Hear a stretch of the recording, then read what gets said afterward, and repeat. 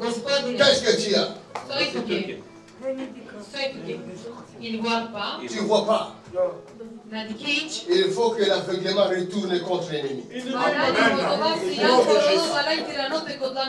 Et si mon Jésus ouvre tes yeux, tu vas donner ton cœur à lui.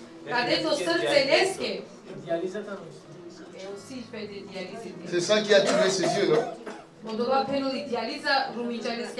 C'est le diabète. C'est le diabète. Le diabète. Regarde. Diabète. Dieu tout de suite.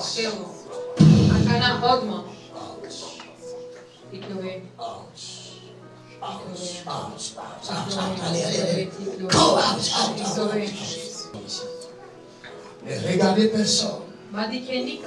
Fermez seulement vos yeux. Fermez vos yeux.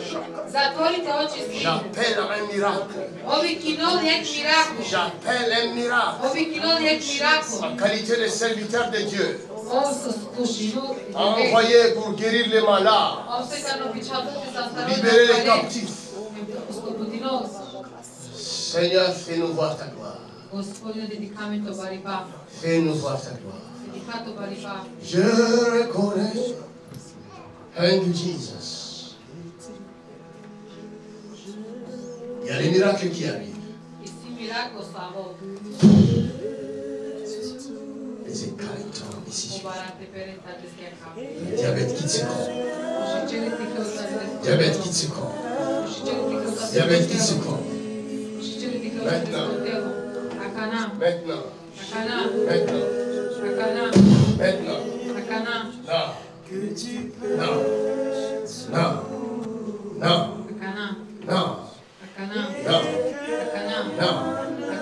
Les yeux de cet homme sont ouverts.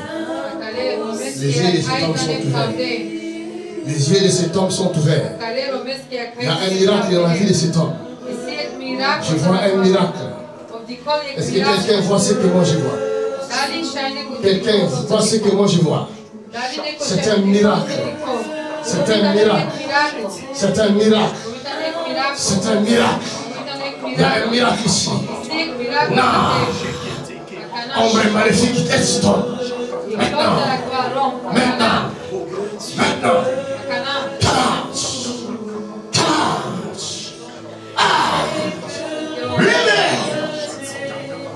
Mighty name of Jesus.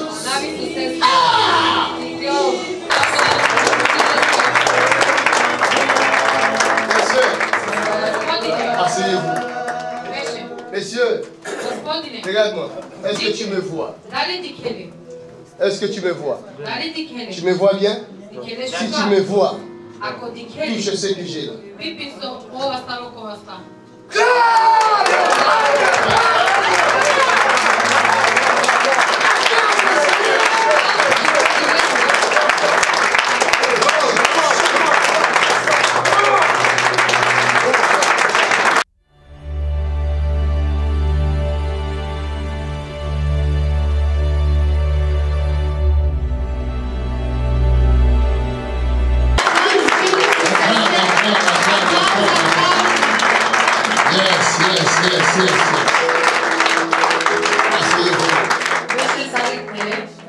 La puissance est dans le sang de Jésus-Christ.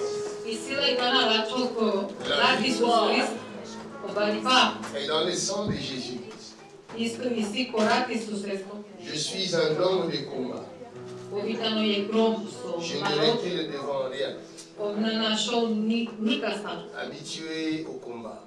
Jour et nuit, je me bats contre les forces du mal. Et je sors toujours vainqueur. Je ne connais pas de défaite. Dans le dictionnaire de mon père, la défaite n'existe pas.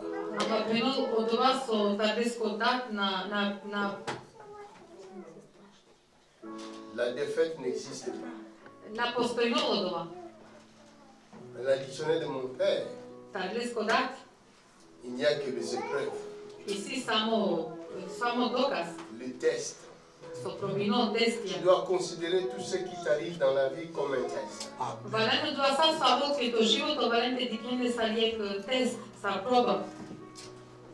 Si tu es plus fort, alors tu vas vaincre. Si tu es peureux, alors tu seras englouti.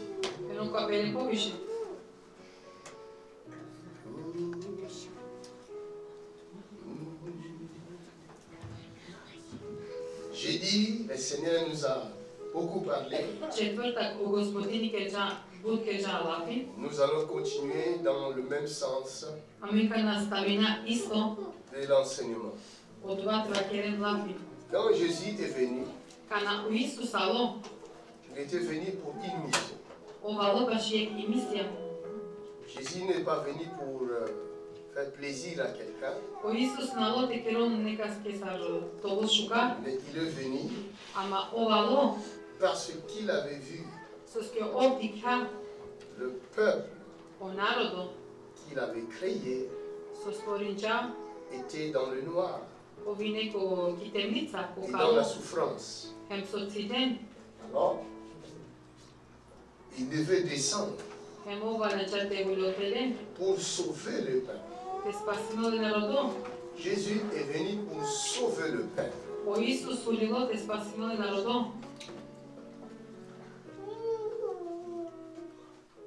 Jésus est venu pour te sauver. Jésus est venu pour sauver tes enfants. Jésus est venu pour sauver ta famille. Jésus est venu pour sauver son peuple. Mais qu'est-ce qui se passe? C'est que ton salut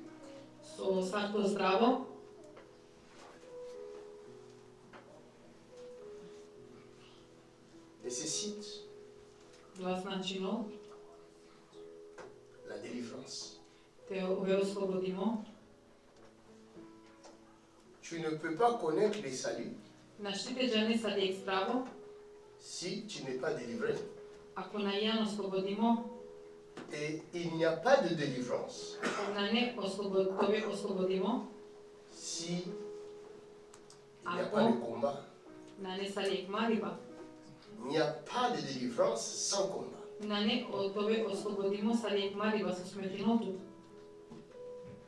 On ne peut pas parler de la délivrance s'il n'y a pas de captifs. Amen.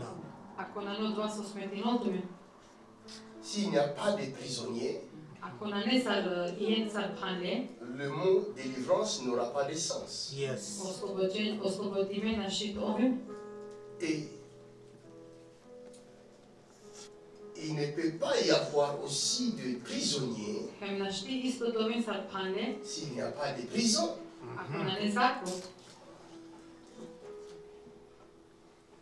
Et même la prison n'aura pas de sens s'il n'y a pas de gardien ou de personnes qui sont capables ou qui sont là pour condamner les gens.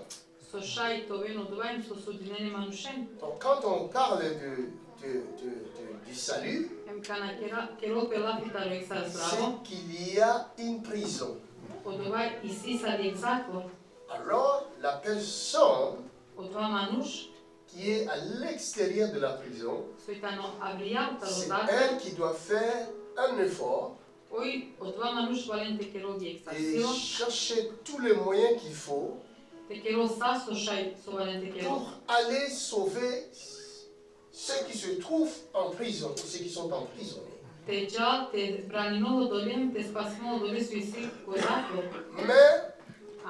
il peut y avoir aussi des problèmes sérieux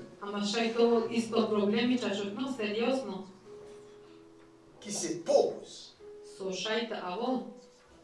Le problème, c'est quoi? Un homme vient dans ta maison. Il prend ta femme en otage, comme font les terroristes. Ils entrent chez toi, ils braquent ta femme et les enfants. Comme toi tu tardais, tu étais parti en voyage d'affaires ou tu es camionneur, tu es en route. Pendant 2 semaines de prise d'otage, le preneur d'otage a réussi à conquérir le cœur de ta femme.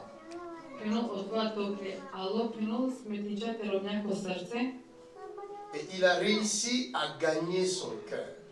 Le preneur d'otage n'est plus preneur d'otage, il est devenu le concubin de ta femme.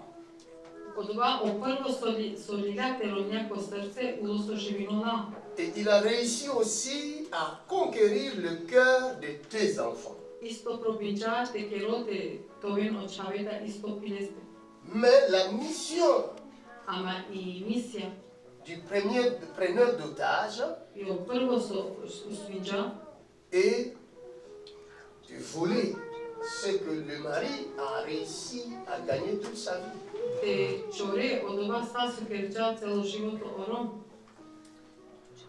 Alors comment y parvenir? Il a trouvé un moyen. C'est de conquérir le cœur de la femme. En réalité,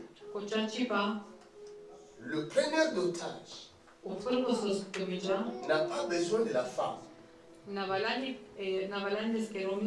ni des enfants. Néanmoins, cette femme, malgré que cette femme s'est laissée conquérir, parce que quelque part aussi elle n'avait pas le choix. Parce qu'elle avait l'arme comme ça tout le temps. Mais comme le preneur d'otage est tombé quand même sur le charme de la femme, entre-temps, il n'a pas oublié son objectif. C'est la richesse du mari. Alors, si je veux avoir la totalité de cette richesse, il faut que je coopère ou je collabore avec la femme. Comme ça, la femme pourra me donner la totalité de leur richesse.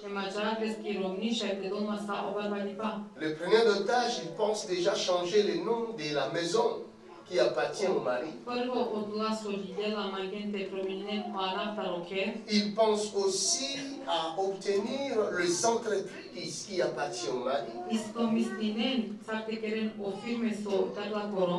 Écoutez-moi très bien. Tout cela prendra du temps. Alors, il vaut mieux passer par le cœur de la femme.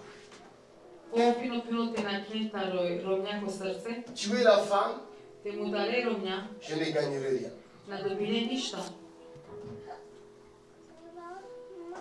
Vaut mieux garder la femme en vie. Garder les enfants en vie. Maintenant, la femme est habituée au voleur. Le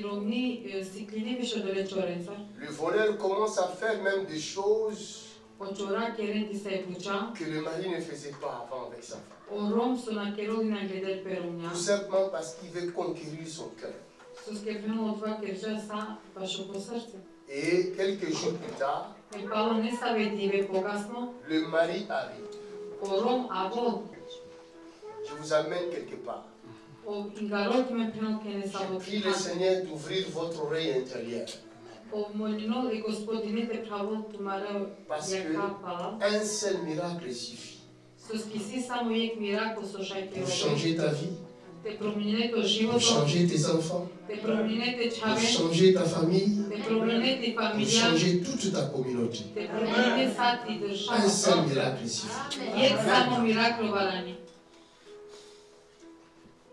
L'homme est venu.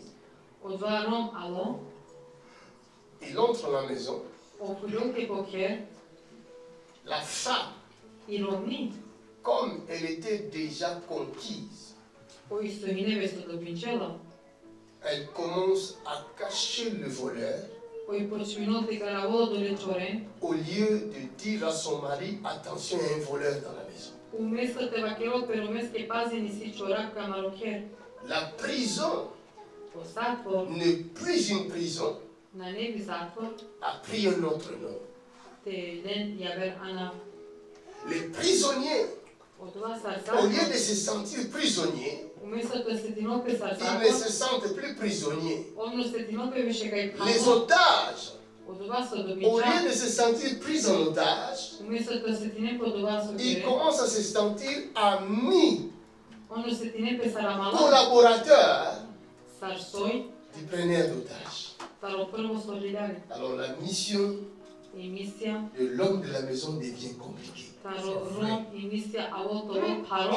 Amen. Alléluia. Amen. Amen.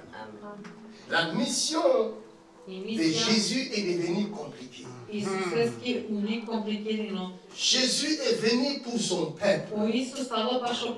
Mais arrivé dans le monde, le peuple qui semble souffrir à cause de la souffrance, ils se sont laissés séduire par le séducteur, le diable.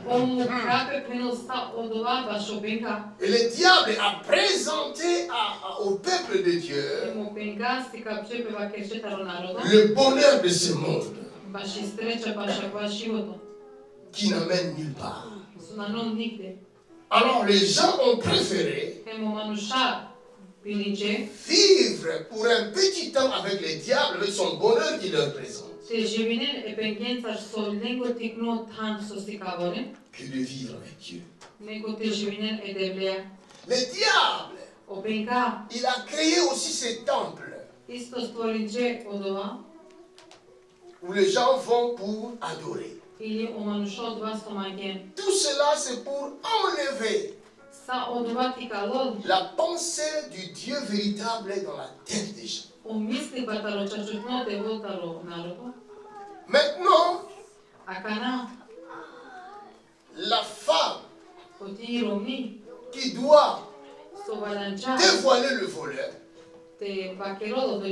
protéger son mari, elle change son arme. Elle tourne son arme contre son mari. Alléluia. Amen. Or, le mari, il a derrière lui la police. Et la police est alertée. La police arrive. Normalement, la mission de la police, c'est arrêter le preneur d'otages et sauver la famille qui est prise en otage. Mais quand la police arrive, qu'est-ce qu'on constate? Ce n'est pas la femme qui est prise en otage, ni les enfants, mais c'est le mari. Je prophétise.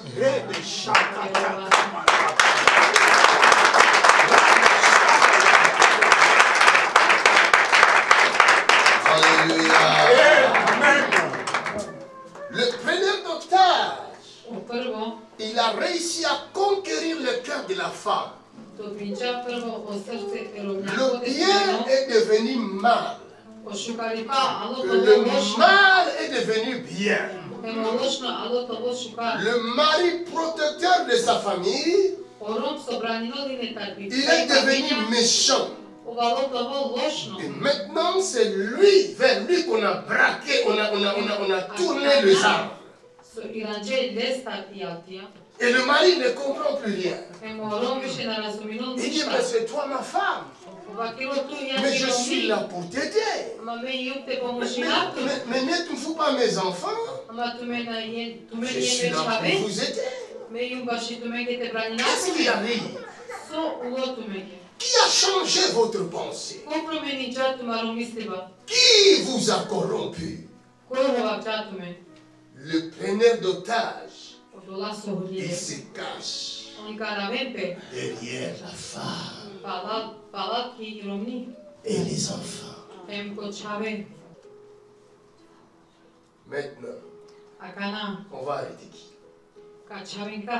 Puisque la police est venue, il voit, ce n'est pas le preneur d'otage qui a l'arme, mais il a donné son arme à la femme. Et c'est la femme et ses enfants qui ont braqué l'homme de la maison en le menaçant. Si tu ne signes pas ces papiers pour donner le droit à cet homme de prendre maintenant le contrôle de la maison et des entreprises, tu vas mourir. À la place de ces hommes, de cet homme, que feriez-vous? Vous allez signer. Vous allez résister à l'arme. Sur votre foi.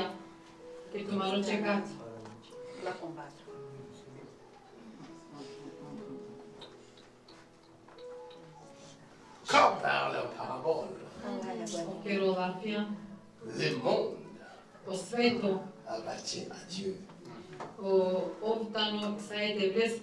Et quand c'est Dieu a vu que son peuple souffrait, il a envoyé les prophètes.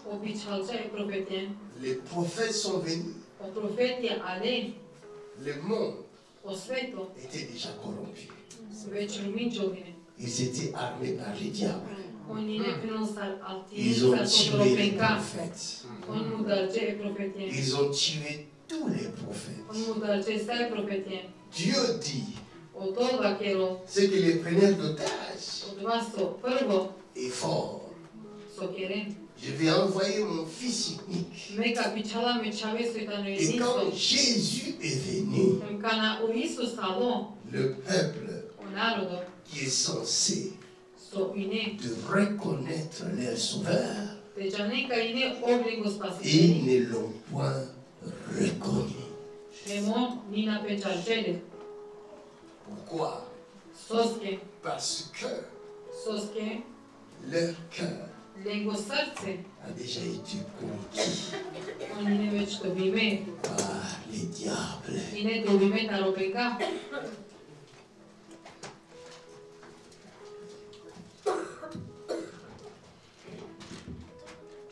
Qu'est-ce que Jésus va faire? Nous allons lire Jean chapitre 2. Je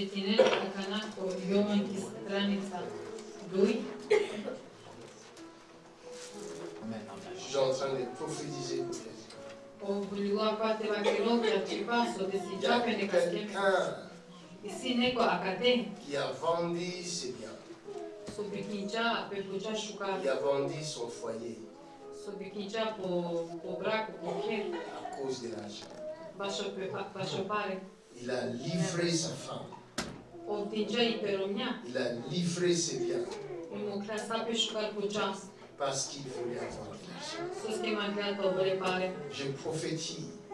Il y a une femme. Elle a trahi son mari parce qu'elle voulait avoir quelque chose qui attirait son regard. Elle avait trahi son mari. Après l'avoir trahi, le malheur est venu. Je suis en train de prophétiser. Je ne te dirai pas de venir devant. Mais tu écoutes les sons de ma voix. Je veux que tu changes ton cœur.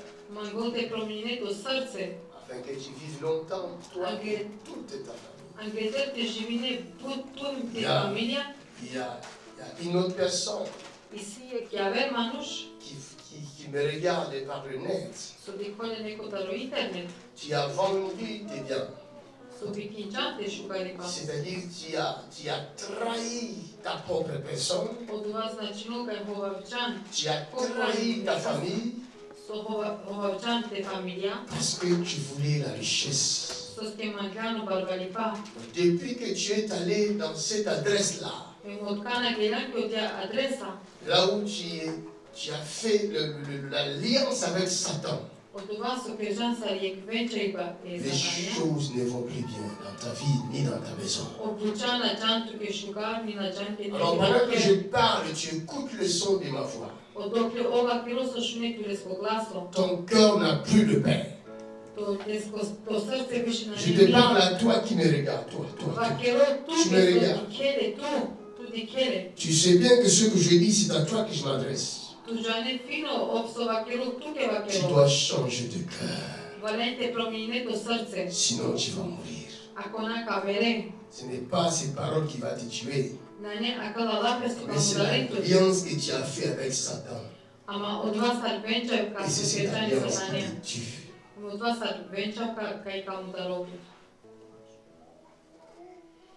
Le diable commence à détruire tes enfants. Tes enfants sont devenus malades. Aucun remède ne peut le guérir. Parce que cette maladie-là, on ne le soigne pas. Personne ne peut soigner cette maladie.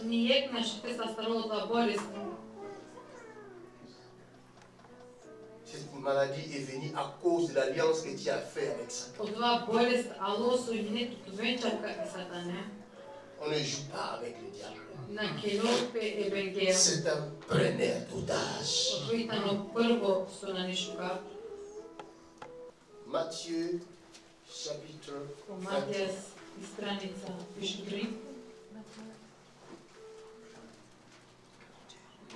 Matthieu chapitre 21. Verset 12. Jésus entra dans le temple de Dieu. Il chassa tous ceux qui vendaient et qui achetaient dans les temples. Il renversa les tables des changeurs et les sièges des vendeurs de pigeons. Et il leur dit, il est écrit, ma maison sera appelée une maison de prière. Mais vous en faites une caverne de voleurs. Les aveugles et les boiteux s'approchèrent de lui dans les temples et il les guérit. Mais le principal sacrificateur et les scribes furent indignés à la vue des choses merveilleuses qu'il avait faites et des enfants qui criaient dans les temples, Hosanna au fils de David. Amen. Amen.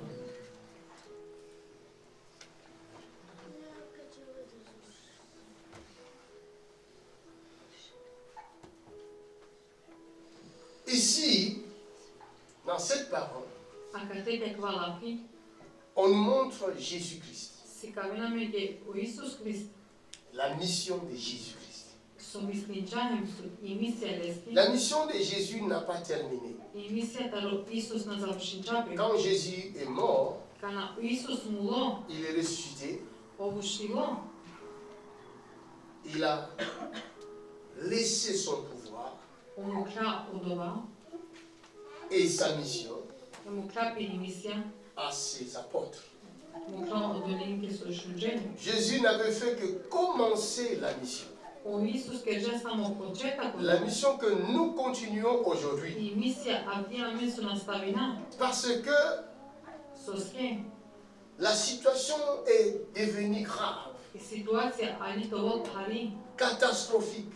la femme tourne son âme contre son mari, alors ça devient compliqué. Michée chapitre 7, verset 6, il dit, non, je commence au verset 5, ne croyez pas ceux qui sont proches de vous. Ne faites pas confiance à vos amis. Attention, n'ouvrez pas la bouche, même pas devant votre femme. Ça, c'est la Bible qui parle. C'est la Bible qui parle. Je répète, je recommence. Oh, Jésus-Christ, où est-ce que tu nous amènes, Seigneur? Les choses se compliquent. La femme tourne son arme contre son mari. Les enfants tournent les armes contre les maris. Où allons-nous dans ce monde? Le mari est devenu victime. La femme est devenue victime. La personne qui a commencé à collaborer avec le preneur d'otage, il a été conquis par le preneur d'otage. Son cœur ne prie avec son mari ni avec sa femme. L'enfant commence à coopérer avec le voleur. Et c'est l'enfant qui dit au voleur, le coffre de mon père se trouve dans tel endroit. Quand vous allez entrer, moi je vais dormir. Mais je vous ai déjà montré où se trouve le coffre. Si le voleur, le méchant, l'ennemi fait partie de vos proches, alors vous êtes en danger.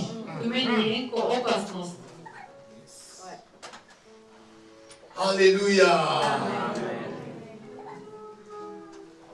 Je prie pour quelqu'un ce soir. Je dis que l'ennemi qui est près de toi, qui se cache, soit dévoilé au nom de Jésus-Christ. Ta vie est en danger. Il faut que le voleur, le méchant, qui fait semblant de t'aimer, or c'est lui qui détient le plan du cambriolage. Ce méchant-là, il doit être dévoilé. Au nom de Jésus de Nazareth, le méchant doit être dévoilé.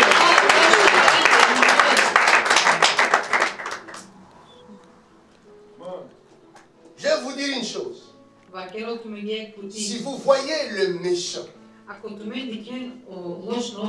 le bandit, les cambrioleurs, faire leur projet, et que par hasard comme ça, vous le rencontrez, vous arrivez à le détecter, à le voir et à comprendre leur plan. Faites attention.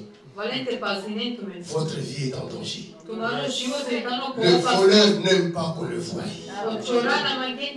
Celui qui le voit, soit tu viens faire partie de son camp, tu te suis les mains, comme ça toi aussi tu deviens coupable, ou on te tue. Ma question est, qui es-tu? Victime? Tu as déjà donné ton cœur au voleur.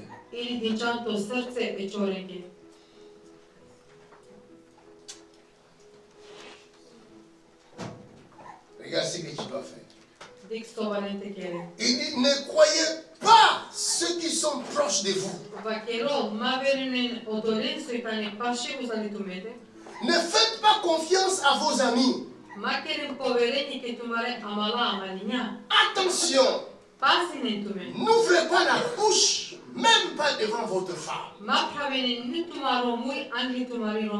En effet, le fils insulte son père, la fille s'élève contre sa mère, la belle-fille contre sa belle-mère. Chacun a pour ennemi les gens de sa famille. L'ennemi n'est plus loin. L'ennemi est dans la maison. Celui qui détruit l'église est dans l'église. Ceux qui nous trahissent se trouvent dans l'église. Parce que le preneur d'otages avait pris le temps de leur parler. C'est pourquoi la Bible dit la foi vient de ce que l'on entend. Si seulement ce que l'on entend peut venir de la parole du Christ. Mais toi, tu passes ton temps à écouter ceux qui disent des choses contre l'église. Tu donnes ton oreille à ceux qui disent des choses contre ton pasteur. Tu finiras par t'arranger derrière eux. Même si tu résistes. Mais comme tu donnes le temps de les écouter, laisse-moi te dire, tu finiras par fuir l'église.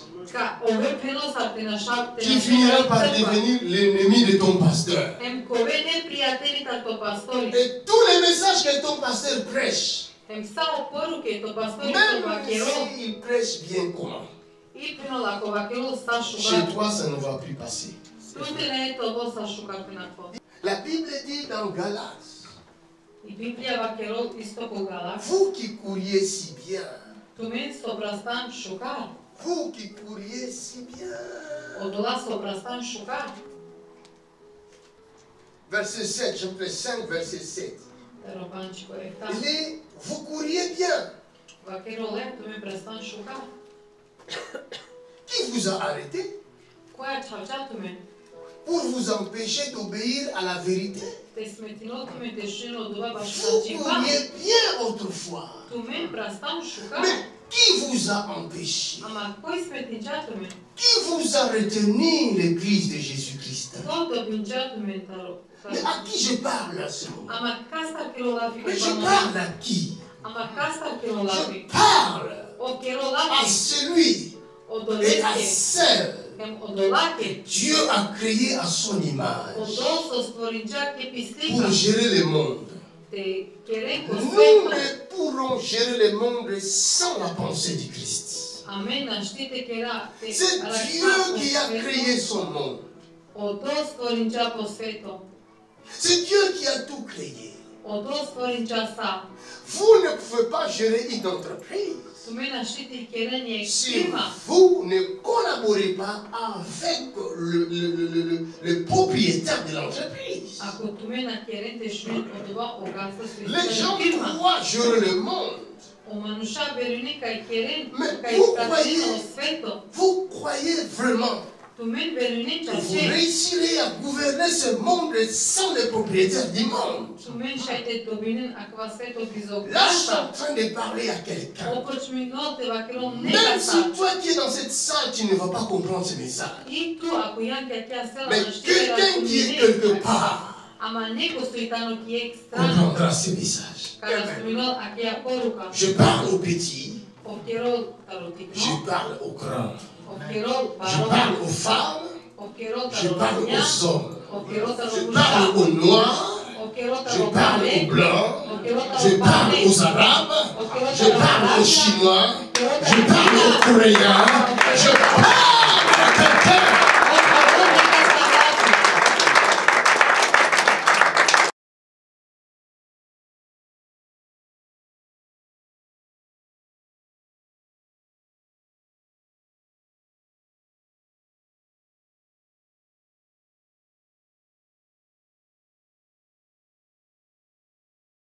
We are ACCR. We are ACCR. Nous ACCR. Nous sommes ACCR. Wir sind ACCR. We are ACCR.